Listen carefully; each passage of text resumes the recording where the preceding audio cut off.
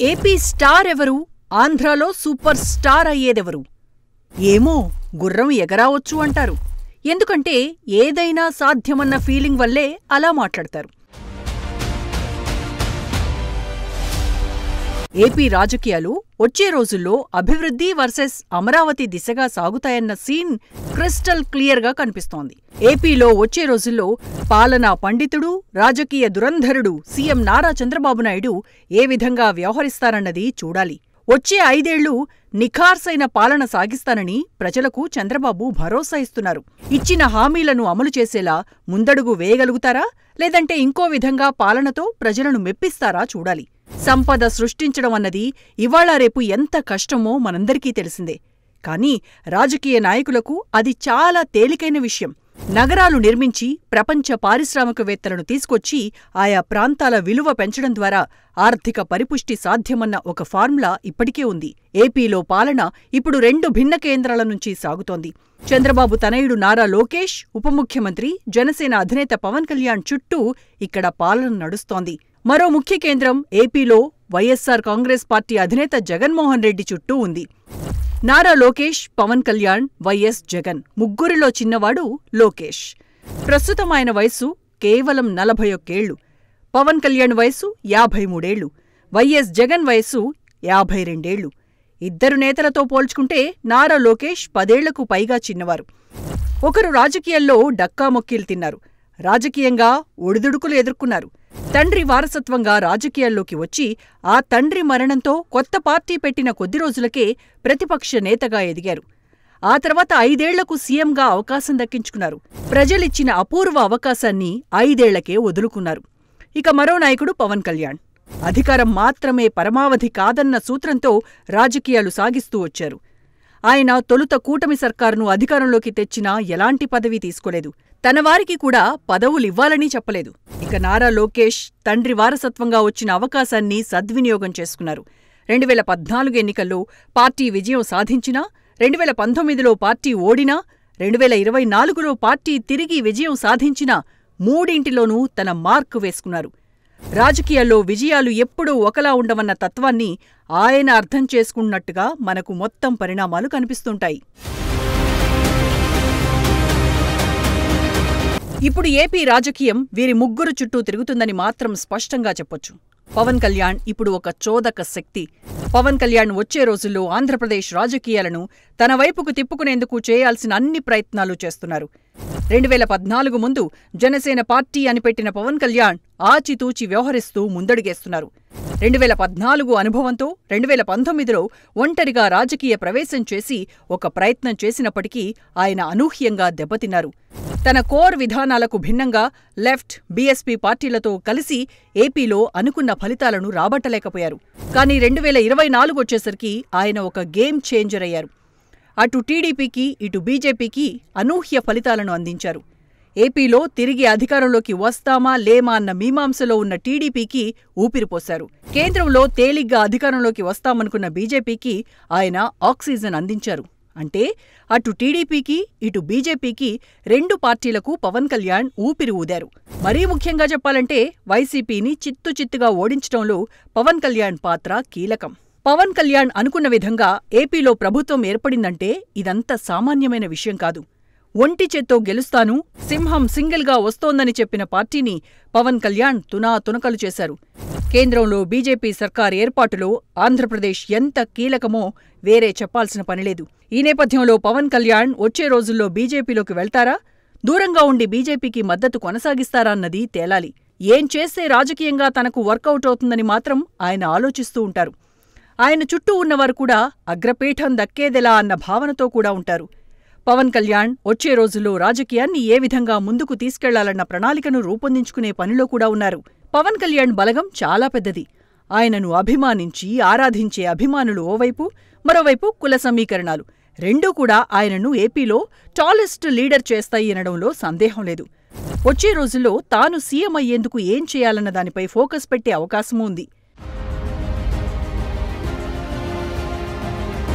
ఆంధ్రప్రదేశ్లో కాపు సామాజిక వర్గం చాలా పెద్ద సంఖ్యలో ఉంది.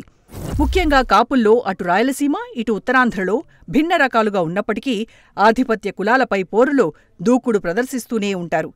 అలాంటి వారందరికీ ఇప్పుడు పవన్ కళ్యాణ్ ఒక ఐకాన్.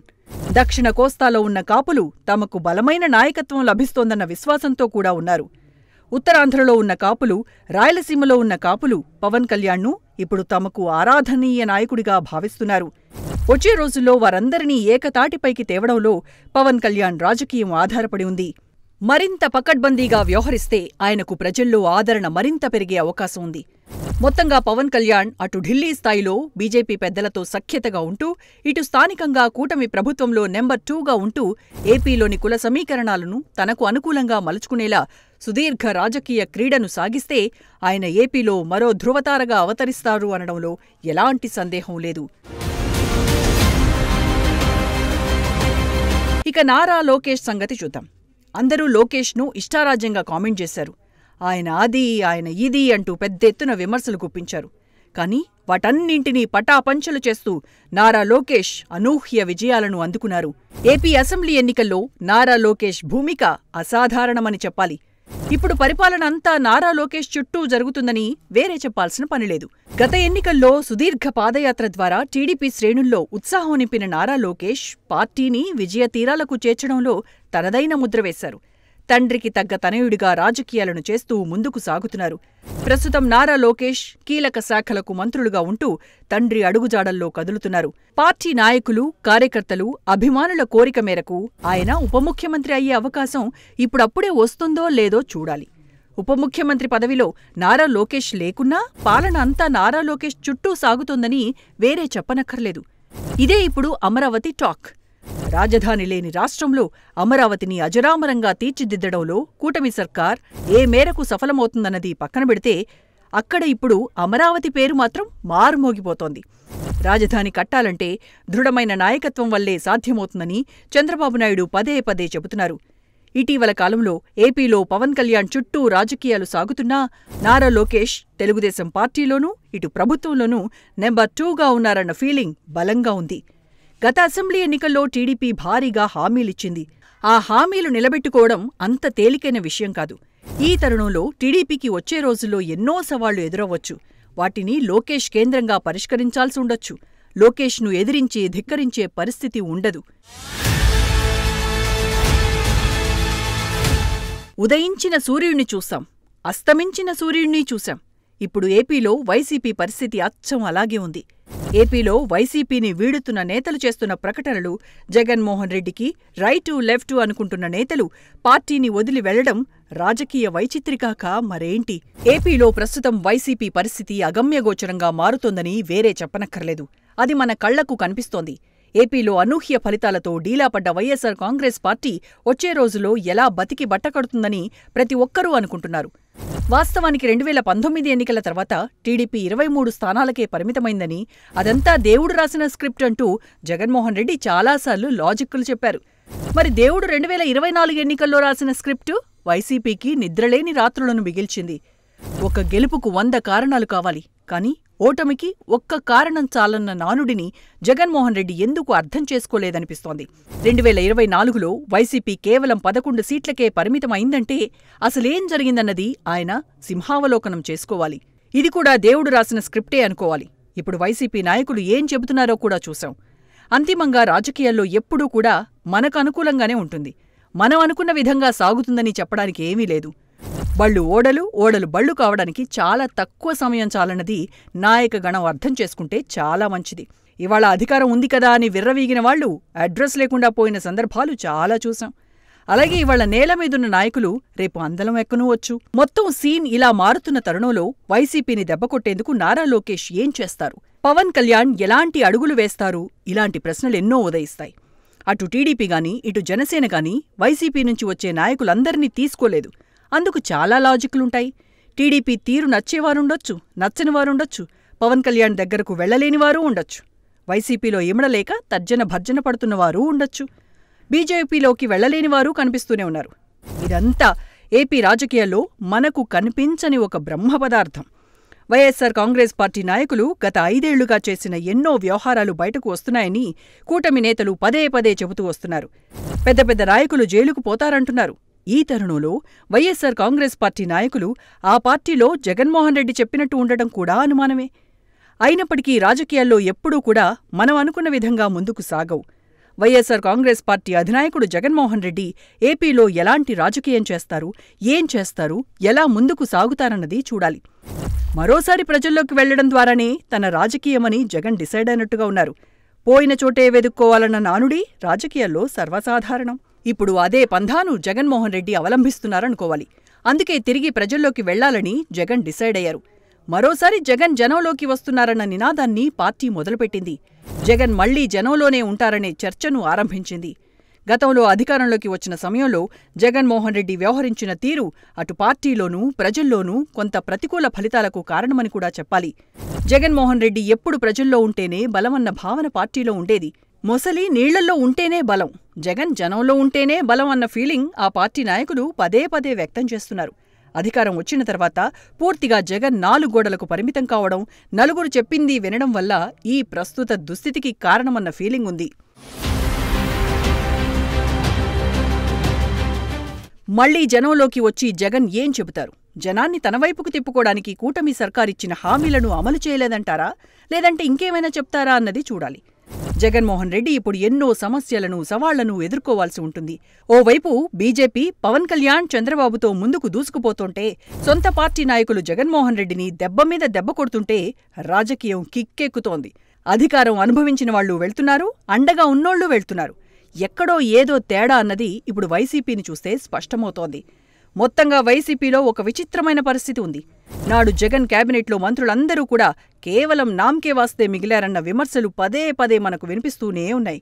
సీఎంఓ కేంద్రంగా సాగాయన్న విమర్శలు జగన్మోహన్ రెడ్డిని ఊపిరాడకుండా చేస్తున్నాయి. కుటుంబ సభ్యుడు, వైసీపీ విధేయుడిగా ఉన్న బాలినేని శ్రీనివాసరెడ్డి పార్టీ మారి జనసేనలోకి వెళ్లిన విషయం చిన్నదేం కాదు. సీఎం ఆధీనంలోనే మొత్తం వ్యవస్థలన్నీ నడిచాయని, కనీసం మంత్రులకు విలువలేదన్న భావన ప్రజల్లోకి ఎలా వెళ్తుంది? వాటన్నింటికీ జగన్మోహన్ రెడ్డి ఎలా బదులిస్తారో చూడాలి. ముఖ్యంగా మేధావులు, మధ్యతరగతి వర్గాలు జగన్ తీరును ఎలా రిసీవ్ చేసుకుంటారో చూడాలి. వచ్చే రోజుల్లో వైఎస్సార్ కాంగ్రెస్ పార్టీ అధినాయకుడు జగన్మోహన్ రెడ్డి ఈ మొత్తం పరిణామాలను ఎలా తనకు అనుకూలంగా మార్చుకుంటాడన్నది $1 మిలియన్ ప్రశ్న. రాజకీయాల్లో అన్నీ తమకు అనుకూలంగా ఉన్నాయని చెప్పి చాలామంది బొక్కబోర్ల పడుతున్న పరిణామాలు మనం చూస్తూ ఉంటాం. ఇప్పుడందుకు జగన్మోహన్ రెడ్డి అతీతుడు కాదు. బీజేపీ పెద్దలు కీలక అంశాలపై నిర్ణయాలు తీసుకోవాల్సొచ్చినప్పుడు ఏపీపై ఆధారపడుతున్న పరిస్థితి చూస్తున్నాం. వచ్చే రోజుల్లో కీలక బిల్లులు ఆమోదించాలంటే ఆంధ్రప్రదేశ్ ప్రజాప్రతినిధుల అవసరం ఎంతో ఎక్కువగా ఉంటుంది. పవన్ కళ్యాణ్ బీజేపీకి అత్యంత దగ్గరగా ఉన్నారు. టీడీపీ ఇప్పుడు కూటమిలో భాగస్వామి. ఇవన్నీ మొత్తం వాతావరణం చూస్తున్నప్పుడు అంతిమంగా జగన్మోహన్ రెడ్డికి ప్రతికూలతను పెంచొచ్చు. పవన్ కళ్యాణ్, టీడీపీ, బీజేపీకి ఇప్పుడు తల్లో నాలుకలా మారారు. జగన్మోహన్ రెడ్డి పార్టీని నడిపించడం అంత తేలిక్కాదు. అధికారంలో ఉన్నప్పుడే ఎవరికీ ఏమీ చేయలేదన్న అభిప్రాయం జగన్ విషయంలో ఉంది. ప్రతిపక్షంలో ఉన్నప్పుడు ఇప్పుడేం చేస్తారు? ఇలాంటి తరుణంలో జగన్మోహన్ రెడ్డి పార్టీని ముందుకు ఎలా తీసుకెళ్తారన్నది చూడాలి. కానీ జగన్మోహన్ రెడ్డి పోరాడితే పోయేదేమీ లేదన్న భావనతో ఉంటారని కూడా నాయకులు చెబుతారు. ఇక ప్రజల్లోనే ఉంటూ తాడో పేడో తేల్చుకుంటారో చూడాలి. ఎన్నికల్లో తాను మోసపూరితమైన హామీల కారణంగా ఓడిపోయారని ఒక భ్రమలో జగన్మోహన్ రెడ్డి ఉన్నారు. కానీ జగన్మోహన్ రెడ్డి ఓడిపోవడానికి అసలైన కారణం మనకు తెలిసిందే. ఆయన వ్యక్తిత్వం. ఎప్పుడూ కూడా రాజకీయాల్లో మాట తిప్పను, మడమ తిప్పను అన్నది బాగానే ఉంటుంది. కానీ అదే మాట తప్పను, మడమ తిప్పను వ్యవహారం పక్కనబెట్టి వ్యక్తిగతంగా నాయకుడు ఎలా ఉంటారు, నాయకులను ఎలా డీల్ చేస్తారు, కార్యకర్తలు ఎలా ఉంటారు, ఈ 4 అంశాలు రాజకీయాల్లో అత్యంత కీలకమైనవి. పెద్ద పెద్ద నాయకులకు అందుబాటులో ఉంటారా? కార్యకర్తలకు అందుబాటులో ఉంటారా? ఏం చేస్తారో చూడాలి. రాజకీయంగా పార్టీ నిలబడాలంటే ఇవన్నీ కూడా కీలకం.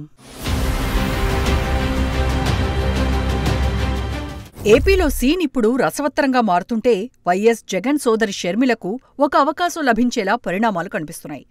జగన్తో పోల్చి చూసినప్పుడు షర్మిలకు కొన్ని అడ్వాంటేజెస్ ఉన్నాయి. 2024 ఎన్నికల తర్వాత దెబ్బ మీద దెబ్బ పడుతున్న జగన్మోహన్ రెడ్డికి ప్రస్తుతం పార్టీ నిర్మాణం, నేతల్ని కాపాడుకోవడం తలకు మించిన భారమే అవనుంది. ఓవైపు కేసుల సంగతి, మరోవైపు ప్రజల్లో పార్టీని బలంగా ఉంచటం కత్తిమీద సామే. అదే సమయంలో షర్మిలకు ఈ మొత్తం పరిణామాలన్నీ కూడా సానుకూలంగా కనిపిస్తున్నాయి. గతంలో తెలంగాణలో పాదయాత్ర చేసిన షర్మిల తాను రాజకీయంగా బలంగా ఉండాలంటే తక్షణం కార్యాచరణ సిద్ధం చేసుకోవాలి, ప్రజల్లో ఉండాలి, సమస్యలతో తిరగాలి. కానీ ప్రస్తుతం ఆమె కాంగ్రెస్ పార్టీ నేతలనే కలుపుకొనిపోవడం లేదన్న ఫీలింగ్ ఉంది. వీటన్నింటినీ ఆమె అధిగమించాలి. రాజకీయంగా ఇప్పటివరకు ఎలాంటి ఆపర్చునిటీ లభించని షర్మిల ఇప్పుడు పరిణితితో వ్యవహరిస్తే వచ్చే రోజుల్లో అద్భుతాలు జరిగే అవకాశం ఉంది. ఇప్పటివరకు సొంత అన్నపై విమర్శలు గుప్పించే షర్మిల వచ్చే రోజుల్లో కూటమి సర్కారుపై దూకుడు ప్రదర్శిస్తే రాజకీయంగా కలిసిరావచ్చు. ఏపీలో కూటమి ఇచ్చిన హామీలే అస్త్రాలుగా దూసుకుపోయేందుకు షర్మిలకు ఎంతో అవకాశముంది.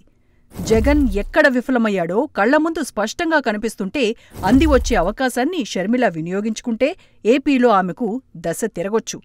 అంతిమంగా ఏపీలో రాజకీయం వచ్చే రోజుల్లో ఎట్నుంచి ఎటు మారుతుందో, ఎవరికి కలిసొస్తుందో, ఎవరిని కాటేస్తుందో కాలమే నిర్ణయించాలి.